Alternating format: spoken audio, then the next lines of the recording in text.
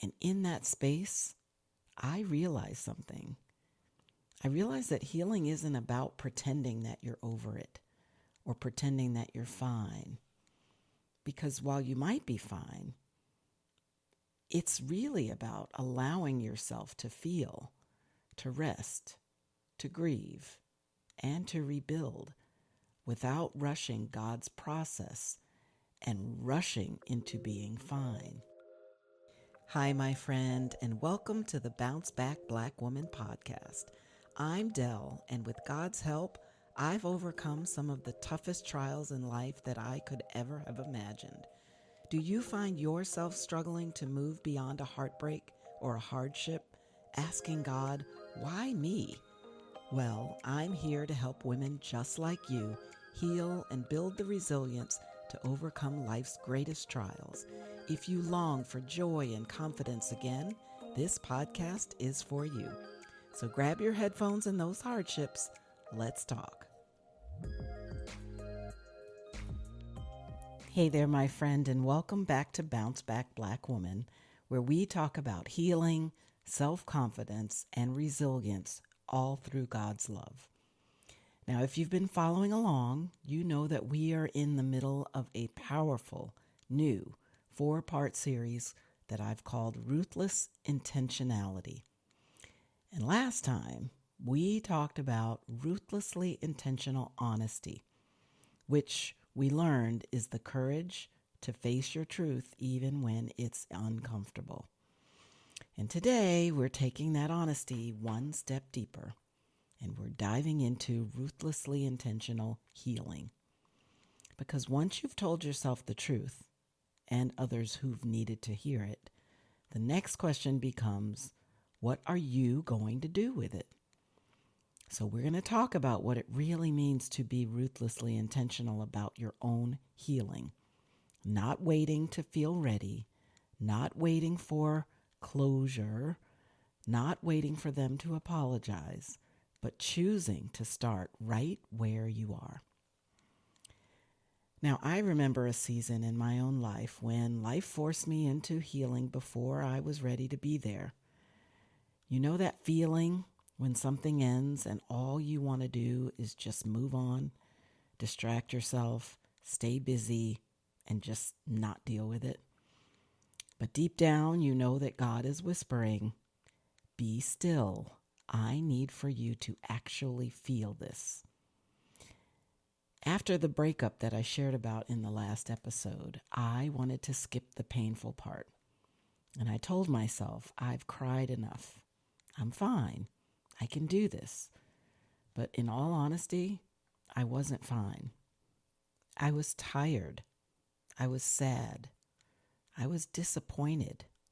And I was a little bit angry. And not just angry at him, but angry at myself for staying too long, for staying beyond the point when I knew it was time to act. And in that space, I realized something. I realized that healing isn't about pretending that you're over it or pretending that you're fine. Because while you might be fine, it's really about allowing yourself to feel, to rest, to grieve, and to rebuild without rushing God's process and rushing into being fine. Being ruthlessly intentional about my own healing meant that I had to first admit it and then stop performing things that gave the illusion of how strong I was. Practicing ruthlessly intentional healing meant that I had to start practicing the ability to surrender, to sit and let God be with me in that thing that we often call the messy middle, to accept that while I might not have been who I was, I still wasn't where I wanted to be. And I had to just pause and let time and God and myself figure out how to get there. Now, my friend, I know it's tempting to stay busy in these times because busyness means that you don't have to feel it. I want to remind you, though, of something. Spending time in the middle while you're healing is not weakness. It's not being soft.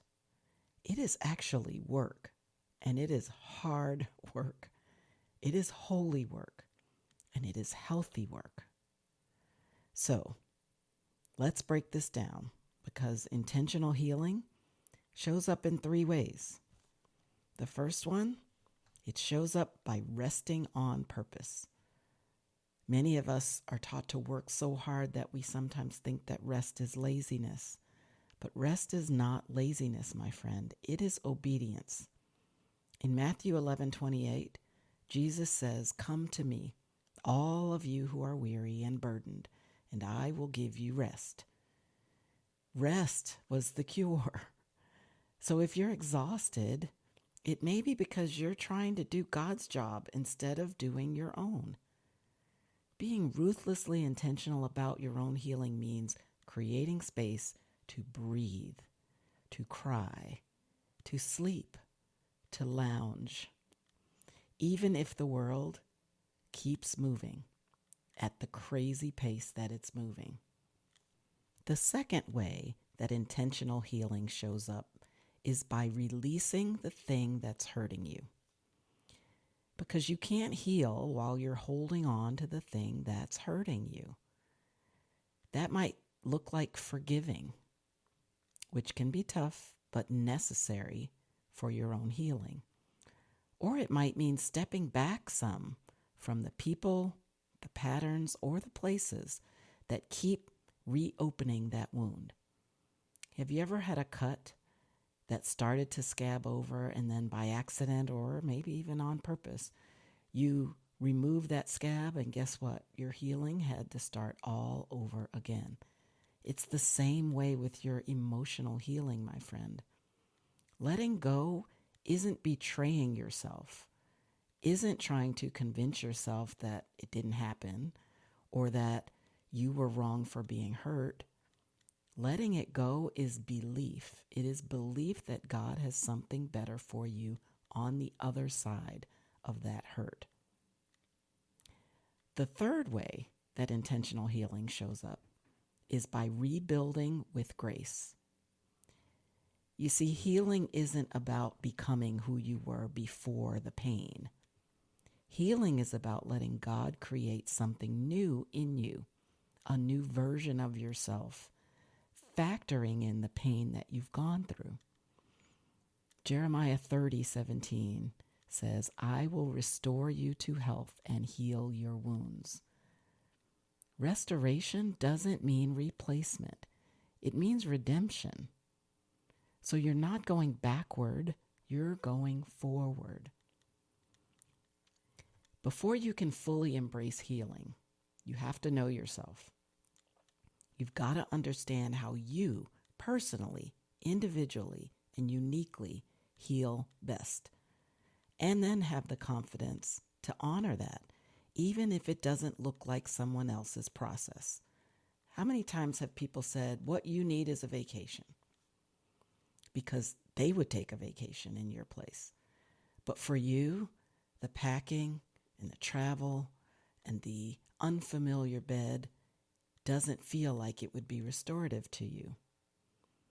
In that same way, you have to understand the things that fill you up and then do those. That is how you heal uniquely according to your design by God. Some of us heal through solitude and journaling. Some of us heal through conversation and community. Some of us heal through creativity or movement or long walks in nature. Ruthlessly intentional healing means giving yourself permission to lean into your God-given wiring and not follow the prescriptive healing path that someone else has given you, or the timeline that they've suggested to you, or the formula that they transfer to you. Because true self-confidence isn't about thinking that you have it all together. True self-confidence is about trusting that the woman God designed you to be already has everything that she needs in order to become whole again. So if your healing looks quieter or slower or louder or softer than what the world calls progress, don't dare feel guilty about that. Confidence is staying rooted in your own rhythm while God does his holy work beneath the surface. Sometimes healing doesn't look spiritual. Sometimes it looks like sleeping through the night again, or eating again, or just smiling again. And guess what, friend? God is in all of that. Each one of those is God showing his grace for you. I used to think my healing had to be public in order to be powerful. But some of the deepest healing I've experienced happened in the quiet moments when I finally stopped asking the questions, why me, God? And I started asking the question, what now, God? And that shift took me from pain to purpose, and it is what makes it ruthlessly intentional. So you might be asking at this point, why does healing hurt so much, Del? And I'm here to tell you it hurts because healing requires release.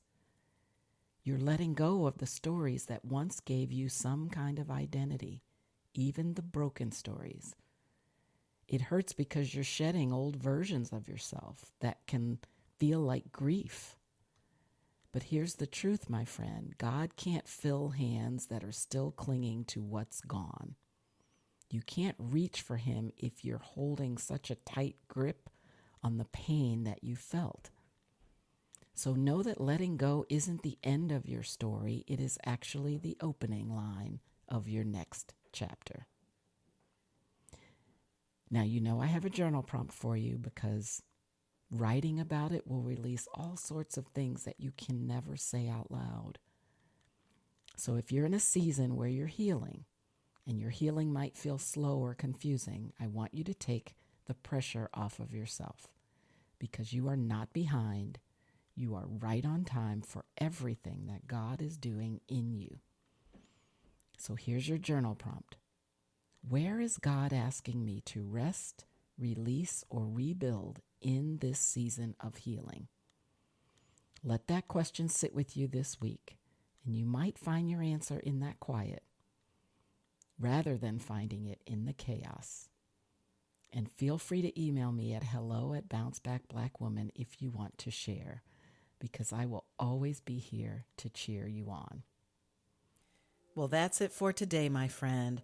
I really hope this episode inspired, encouraged, or just plain comforted you. If so, please share it with a friend who might be struggling in her own healing journey. And if you take a moment to leave a quick review on Apple Podcasts, you'll help other women find encouragement through their heartbreak. Remember that God is holding your hand along this journey. And guess what? I'm holding the other. Life is short, so bounce back, Black woman.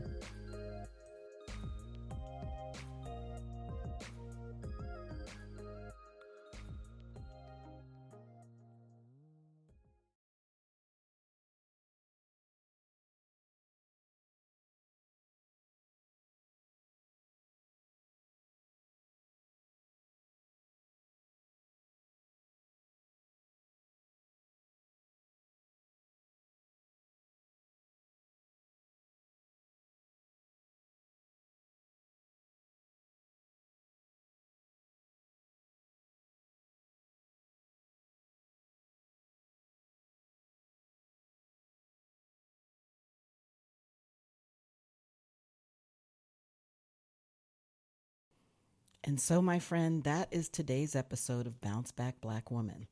If this resonated with you, please take a moment to share it with another woman who's learning to rest and release too.